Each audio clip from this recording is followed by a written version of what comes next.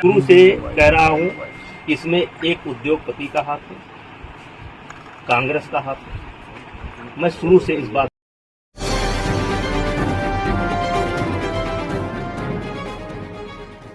शुरू से कह रहा हूं कि इसमें एक उद्योगपति का हाथ है, कांग्रेस का हाथ है। मैं शुरू से इस बात को बोल रहा हूं। एक उद्योगपति, मैंने नाम नहीं बोला है कौन सा उद्योगपति, देश के कुछ उद्योगपतियों का इसमें हाथ है जिनको मुझसे कष्ट है, और कांग्रेस का हाथ है। शुरू बोला था और आज दिखाई पड़ गया कि किसका हाथ है। जब इनकी मांग मान ली गई, एफआईआर दर्ज की गई, जांच तरीके से कहिए कि कार्रवाई शुरू हो गई, तो तब आप क्यों नहीं जा रहे हैं? अब क्यों मोदी जी के खिलाफ बोल रहे हैं? अब क्यों खेल मंत्रालय के खिलाफ बोल रहे हैं? अब क्या जरूरत है? पप्पू यादव को बुलाने की क्या जरूरत है? केजरीवाल को बुलाने की क्या जरूरत है? वो कोई रिटायर गवर्नर है, क्या नाम उसका, सतपाल मलिक को बुलाने की क्या जरूरत है? प्रियंका गांधी जी को तथ्य मालूम नहीं है। जिस दिन प्रियंका गांधी जी को तथ्य मालूम होगा कि दीपेंद्र हुड्डा ने कहां ला करके मुझे फंसा दिया, उस दिन उनको मालूम पड़ेगा। ये जांच की रिपोर्ट आएगी तब उनको मालूम पड़ेगा गलत जगह पर फंस गए। आज जो कांग्रेस की दुर्गति हो रही है ना, इसीलिए हो रही है। कभी वो सर्जिकल स्ट्राइक पर सवाल उठाएंगे, कभी एयर स्ट्राइक पर सवाल उठाएंगे, कभी कोरोना पर सवाल उठाएंगे। अब पूरा मामला पता नहीं क्या जंतर मंतर पहुंच गए। जांच का इंतजार कर लेते, दिल्ली पुलिस की रिपोर्ट का इंतजार कर लेते, तब जंतर मंतर पहुंचते। सांसद जी, राजनीतिकरण हो रहा है, आम आदमी पार्टी पहुंच रही है। तो जैसे कह रहा हूं कि ये खिलाड़ियों का धरना नहीं है, ये कुछ षड्यंत्रकारी लोग हैं जो हमारी पार्टी को नुकसान पहुंचाना चाहते हैं, जिसमें मुझे मुहरा बना रहे हैं। निशाना जरूर आपसे ऊपर है, लेकिन लक्ष्य दूसरा है कोई नहीं। निशाना हमारे ऊपर है, हम बहाना है, निशाना और है, और निशाना आ रहा है। आज देख लीजिए, जैसे जांच कमेटी पर आपने कैसे सवाल खड़ा कर दिया। आपके कहने पर एक ऐसे व्यक्ति को कमेटी में शामिल किया गया जिसको नियमतः नहीं शामिल किया जा सकता था, क्योंकि उसी ने धरने की परमिशन ली थी, और उसके बावजूद भी उसको कमेटी में शामिल किया गया। आपको लगता है सरकार झुकती चली गई है इन लोगों के साथ? यही वजह है कि मांग बढ़ती चली गई।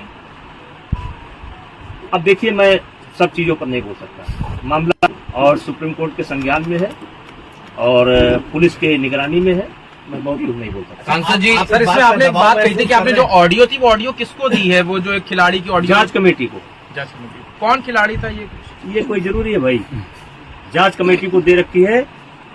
वो लड़कियों से बात करता है कि भाई देखो, कोई लड़की बात कर लो, कोई लड़की किसी भी तरीके से कोई लड़की ले आओ, और ले आए।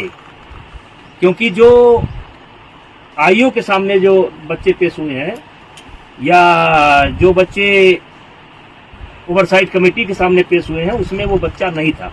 यद्यप मुझे उस बच्चे का नाम पता भी नहीं मालूम है, लेकिन वो बच्चा नहीं था। सांसद जी, जैसे कि 16 से 18 इधर खेल हुआ, तो क्या इस खेल को जो पहली बार रोका गया था और दोबारा हो गया, इसके बाद ये टाइमिंग क्या कैसे देखा जाए कि ये धरना शुरू हो गया? अब देखिए, बहुत अच्छा सवाल आपने किया। ये कहते हैं कि मुझे कुश्ती को बचाना है, इसलिए हम इस धरने पर बैठे हैं। हमारे देश को एशिया चैंपियनशिप जूनियर अलॉट थी, आपने पत्र लिख लिख करके उसको कैंसिल करवा दिया।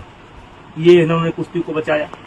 दूसरा, ओपन नेशनल टूर्नामेंट हो रहा था, उसको इन्होंने रद्द करवाया। एक काम ये उन्होंने कुश्ती को करके बचाया। महिलाओं का कैंप चल रहा था, बच्चियां आ चुकी थी, उनको कैंप छोड़ करके भागना पड़ा, और वो आज तक कैंप नहीं लग पाया। ये इन्होंने कुश्ती को बचाया। और जब ओवरसाइट कमेटी बनी थी तो उसमें 3 सप्ताह का समय दिया गया था। 3 सप्ताह के बजाय मैंने 3 महीने तक वेट किया, और जब ओवरसाइट कमेटी समाप्त हो गई, उसने अपना कार्यकाल समाप्त किया, क्योंकि हमारी फेडरेशन को भंग नहीं किया गया था।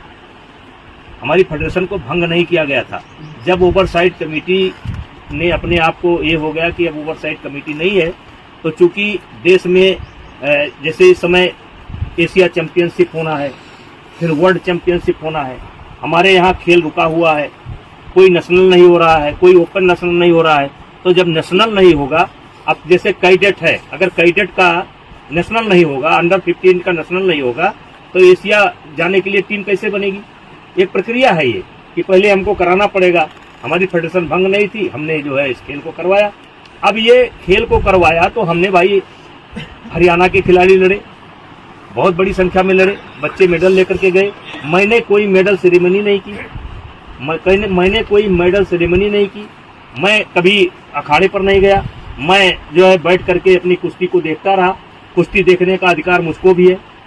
हरियाणा की कई बच्चियां मेरे पास आई कि सर मुझे फोटो लेना है। हमने कहा बेटा आज फोटो खिंचाओगे और कल इसी फोटो पर मुकदमा लिखाओगे। उन्होंने कहा नहीं सर मुझे तो लेना ही लेना है। फिर उनकी मां निकल करके आ गई, सर मुझे लेना ही लेना है, फोटो ले गए। और उसके बावजूद भी मैं मेडल सेरेमनी नहीं किया। लेकिन ये कहते हैं कि मुझे खेल को बचाना है, तो खेल को बचाना है तो नेशनल को बंद कर देना है, ओपन नेशनल को बंद कर देना है। ये खेल को बचा नहीं रहे हैं और ये आने वाले समय में पता चलेगा कि इस 4 महीने के अंदर इन्होंने खेल का कितना बड़ा नुकसान कर दिया है। सर जी, इंटरनेशनल के खिलाड़ी नेशनल में भाग लेना नहीं चाह रहे थे। आप चाहते थे कि जो उत्तर प्रदेश के खिलाड़ी हैं, दूसरे राज्यों के खिलाड़ी हैं, वो भी भाग लें ताकि एक्चुअल जो खिलाड़ी अच्छा परफॉर्म कर रहे हैं वो आगे निकाल सके। क्या एक ये भी बड़ा कारण है जिसकी वजह से वो लोग जो समय धरने में बैठे हुए हैं, आपके खिलाफ बैठे हुए हैं? देखिए एक समय ऐसा था कि टीम कहीं की हो, खिलाड़ी हरियाणा के नहीं थे, मैंने उस पर प्रतिबंध लगाया। लेकिन मैंने प्रतिबंध लगाया कि हरियाणा का खिलाड़ी अपने ही राज्य से खेलेगा। अब यहां पर यह सवाल उठा जब ये मैंने प्रतिबंध लगा दिया कि हरियाणा का खिलाड़ी अपने ही राज्य से खेलेगा, तो हरियाणा में गेम बहुत ऊपर है। हरियाणा में 10वें नंबर का जो बच्चा होगा, 12वें नंबर का बच्चा होगा, वो भी कई राज्य ऐसे हैं उनसे अच्छा है। तो अगर हरियाणा को टोटल हम ब्रेक कर देंगे कि एक खिलाड़ी हिमाचल से ही खेलेगा, एक आसाम से खेलेगा, एक ही हरियाणा से खेलेगा, तो इससे हरियाणा का यानी कि खेल का बहुत बड़ा नुकसान हो